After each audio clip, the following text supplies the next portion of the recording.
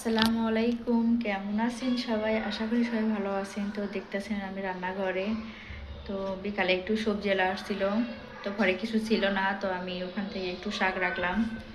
এই তো আমি শাক কাটতে চলে আসলাম। ছেলে একটু ঘুমাইছে, ওর একটু ঘুম পাড়াইয়া আমি কাজে চলে আসলাম। তো রাতে রান্না করব। তো আমি এখন শাক কাটা প্রায় শেষ। তো এই তো টাকা হাতে অল্প ছিল, এই জন্য আমি কাঁচামরিচ, করলা আর বেগুন আর 2টা আম নিছি। ঠিক আছে, তো ছেলে বললো আম খাবে, তো বললাম যে তাহলে 2টা নাও, খাও। টাকা হাতে অল্প ছিল, এই দেখে এই জন্য অল্প করে বাজার করলাম।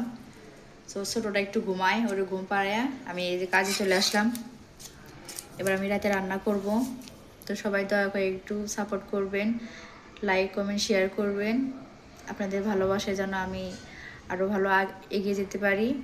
সবাই একটু দোয়া করবেন। ধন্যবাদ সবাই, সবাই ভালো থাকবেন।